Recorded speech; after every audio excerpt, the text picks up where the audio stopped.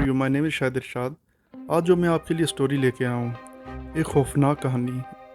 Recently ये वाक़या पेश आया है और इतना खौफनाक है कि आप लोगों की रूह काँप जाएगी। क्या दुनिया में ऐसा भी होना बाकी रह गया था? ये सुन के इंसानियत जो है ना काँप जाती है। ये वाक़या सियालकोट के शहर समरयाल का है, जहाँ पे एक ज़हीर नामी शख्स मेहनत मज़दूरी करके अपने घर-बार का खर्चा चला रहा था और बहुत अरसे बाद इसके घर में खुशी आने वाली थी। 8 साल के बाद इसके घर में एक बच्चे का जन्म होने वाला था और वो जो इसकी वाइफ थी, राफ़िया, वो बहुत खुश थी कि उसके घर ये बच्चा आने वाला है और उसके हस्बैंड दोनों मतलब कि अपने घर-बार में बहुत अच्छे तरीके से बिज़ी चला रहे थे। ये जो राफ़िया थी, ये जो थी ये नीचे वाले पोर्शन में रहते थे और जो एक इसकी दोस्त थी राफ़िया की, डॉक्टर इरम, वो ऊपर रहती थी। अक्सर जो राफ़िया थी वो चेकअप करवाने के लिए ऊपर इरम के पास जाती थी, क्योंकि इरम का जो हस्बैंड था वो एक डॉक्टर था और डॉक्टर होने की वजह से जो इरम थी उसको भी काफ़ी नॉलेज थी टीका लगाने की और इस तरह से छोटी-मोटी, और इरम भी छोटी-मोटी डिस्पेंसरी में काम करती रही और राफ़िया इसीलिए उसके पास जाती थी, बीपी वगैरह चेक करवाती थी और वो उसको मेडिसिन वगैरह इस तरह बताती थी और राफ़िया यूज़ करती थी और ठीक होती थी। दूसरी तरफ जो ज़हीर था वो अपने मतलब के काम वगैरह पे रूटीन पे जा रहा होता है और स्ट्रॉन्ग तरीके से मेहनत मजदूरी कर रहा होता है कि मैं अपने बच्चों को अच्छा मुस्तकबिल दूँ और जो आने वाला बच्चा है उसको मैं अच्छा एक मतलब ग्रोथ दूँ, क्योंकि वाइफ को ज़ाहिर बात है प्रेग्नेंट के दौरान अच्छी ग़िज़ा वगैरह सब चीज़ें ज़रूरत होती हैं, तो इसलिए ज़हीर और मेहनत मजदूरी कर रहा था। इस दौरान होता यूँ है कि जो राफ़िया होती है वो इसी तरह ऊपर चेकअप करवाती है इरम के पास, तो इरम जो होती है वो उसको मुख्तलिफ मतलब क्लिनिक्स का बताती है कि आप इधर जाओ, उधर जाओ, सब कुछ जाओ। एक दिन ऐसा होता है कि राफ़िया ऊपर बैठी होती है और एक जो इरम के पास एक बूढ़ी खातून आती है, 60 साला अज़ीज़ा। वो जो 60 साला अज़ीज़ा होती है, वो भी अपना इसी तरह बीपी वगैरह चेक करवाती है और अज़ीज़ा के साथ उसकी एक बेटी होती है किरण। किरण भी आई होती है और इनकी आपस में एक अच्छी गैदरिंग दोस्ती टाइप हो जाती है। तो जो किरण हो है और जो राफ़िया है, जो इरम है, ये तीनों आपस में अच्छी दुआ-सलाम हो जाती है और अज़ीज़ा जो बूढ़ी माँ होती है 60 साला किरण की माँ, उनकी भी आपस में अच्छी गैदरिंग होती है। ये इनका सिलसिला आना-जाना लगा रहता है और जो किरण होती है, जो कि अज़ीज़ा की बेटी, वो अपनी बताती है परेशानी कि 15 साल हो गए हैं उसके घर औलाद नहीं है। तो कुछ ऐसे मतलब कि टिप्स दो, इंजेक्शन या जो कुछ भी, ताकि मेरे घर औलाद हो।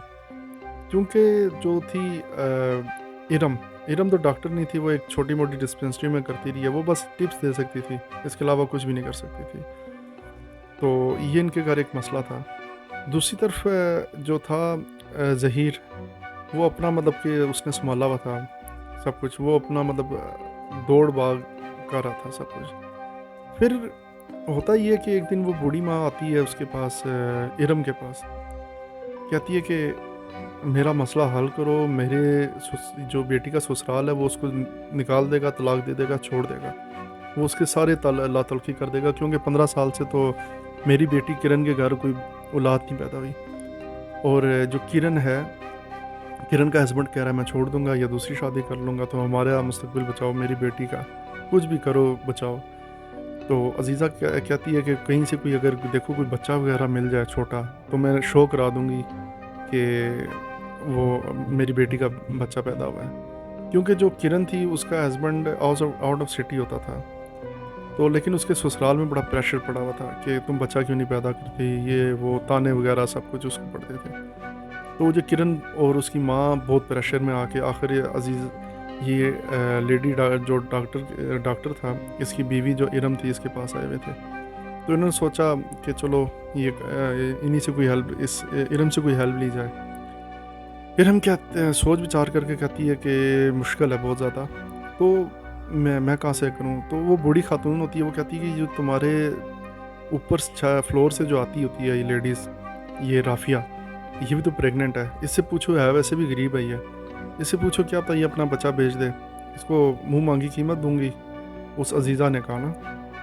तो जो इरम थी, वो कहती है मैं बात कर लूँगी।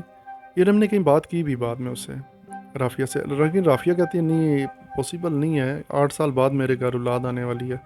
तो राफ़िया ने रिजेक्ट कर दिया, राफ़िया ने इग्नोर भी कर दिया बिल्कुल ही, यानी कि उसके अपने घर ही, ये ज़ाहिर बात है, इसका बेचैनी से इंतज़ार था बच्चे का।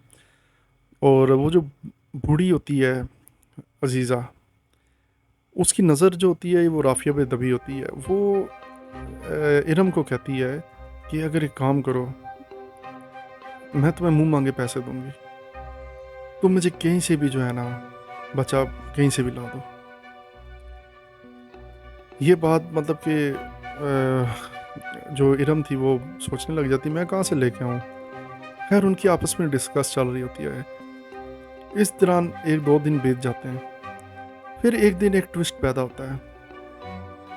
अचानक 26/8 सन 2023 को जब ज़हीर अपने घर आता है काम से, डेली रूटीन के मुताबिक, तो वो खाना खाने आता है और खाना खा के आराम भी उसने करना होता है। और उसके बाद होता है वो घर में आता है तो आगे से देखता है उसकी वाइफ नहीं है राफ़िया। तो वो यही समझता है कि आसपास कहीं गई होगी। साथ बेटी भी स्कूल से आ जाती है। वो अपनी बेटी को खाना देता है फ्रिज से गर्म करके जिस तरह भी। तो उसके बाद वो आंख लगा के सो जाता है। तकरीबन आधे घंटे बाद जब आंख खुलती है देखता है फिर भी उसकी वाइफ घर में नहीं है। थोड़ा सा बेचैन होता है ज़हीर कहता है चलो मैं पता करता हूँ। ऊपर जाता है क्योंकि उसको पता होता है ऊपर इरम के पास जाती होती है अक्सर। वो इरम के पास जाता है ऊपर, कहता है कि क्या मेरी बीवी ऊपर आई है। तो जो इरम होती है कहती है नहीं इधर तो आई थी लेकिन बस आई है गेट से, दरवाजे से बाहर से ही, कह रही थी बीपी का मसला। तो मैंने उसे कहा फलाने डॉक्टर के पास ले जाओ, तो उधर चले गई होगी। तो जो ज़हीर होता है वो नीचे जाके पता करता है आसपास, क्या पता इधर वो अभी इधर, क्योंकि आधा घंटा हो गया, आ गई होगी डॉक्टर के पास से, क्या पता किसी और के पास गई हो मशवरा करने। तो वो सारा मोहल्ले में पता करता है इधर उधर, राफ़िया का कहीं आता है पता नहीं। फिर जो ज़हीर होता है वो हॉस्पिटल जाता है, 1 नहीं 2 नहीं 3 नहीं, जो उसके घर के आसपास थे सारे हॉस्पिटल में जाके पता करता है, लेकिन वहाँ भी राफ़िया का कोई नाम निशान नहीं मिलता। फिर उसके बाद ज़हीर घर आता है परेशानी की हालत में, तो कुछ अपने दोस्तों से मशवरा करता है। फिर वो इस तरह होता है कि वो डायरेक्ट पुलिस स्टेशन चले जाता है। पुलिस स्टेशन जाके वो रिपोर्ट लिखवाता है कि मेरी बीवी मतलब कि गायब हुई हुई है। और ये जो रिपोर्ट लिखवाता है ये रात के 1 बजे लिखवाता है, जब वो थक हार के मतलब कि हार मान लेता है। रात के 1 बजे पुलिस स्टेशन जाके ये रिपोर्ट लिखवाता है, उसी तारीख 26/8 सन 2023 को। पुलिस परेशान हो जाती है कि ऐसा मतलब कि हो गया, ये मतलब गुम हो गई है। इसके बाद रात लेट हो गया था, ज़ाहिर बात है पुलिस पूछ-पाछ नहीं कर सकती थी मोहल्ले में इधर-उधर। अगले दिन यानी कि 27/8 सन 2023 यानी अगला दिन आ जाता है। इसके बाद पुलिस जाती है उसी एरिया में, पूछ-पाछ करती है मोहल्ले में, आस-पास सब कुछ लोगों से कि इसकी बीवी कहाँ गई।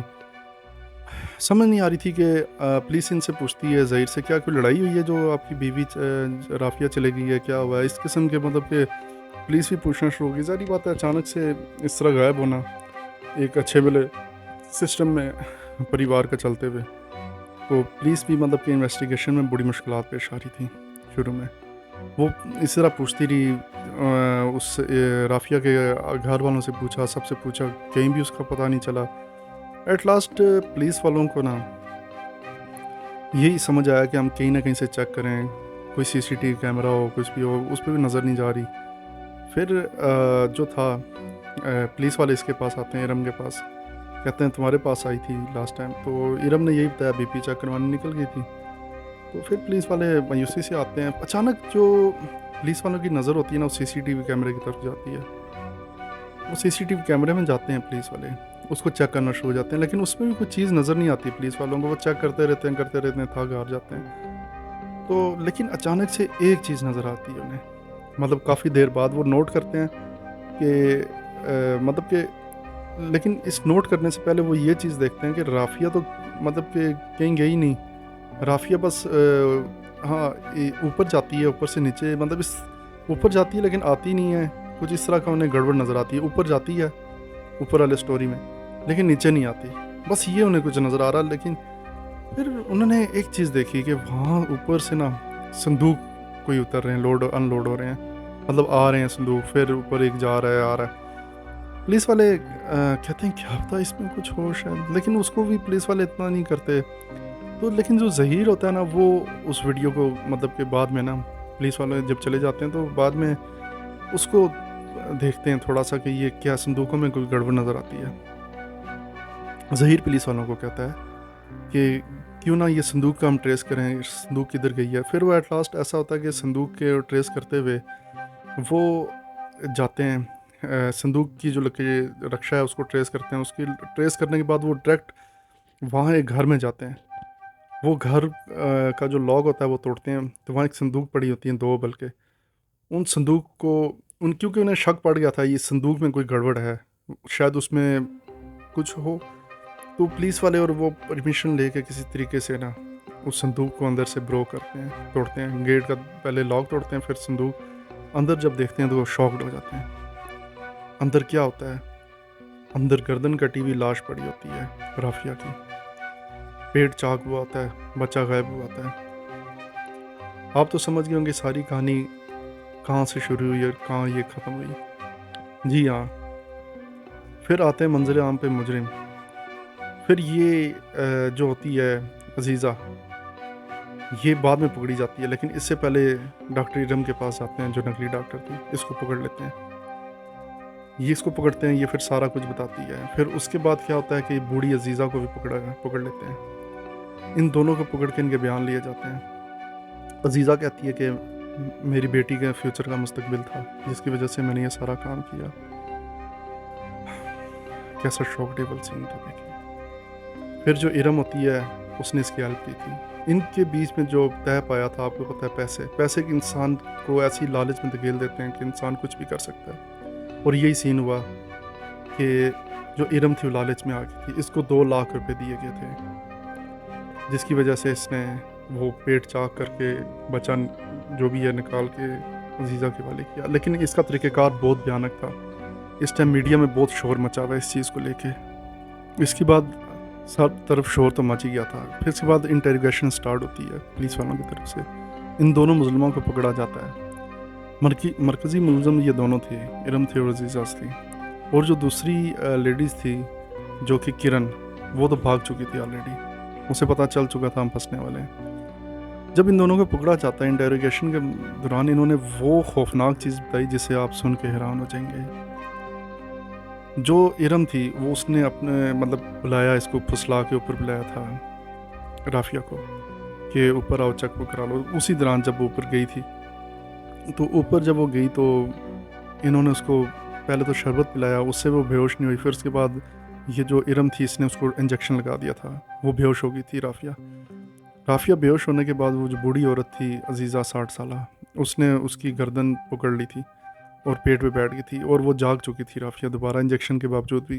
तो उन्होंने देखा कि इंजेक्शन के बावजूद ही जाग गई है। और इस दौरान वो पेट भी काट रहे थे, पेट भी चाक कर चुकी थी इरम।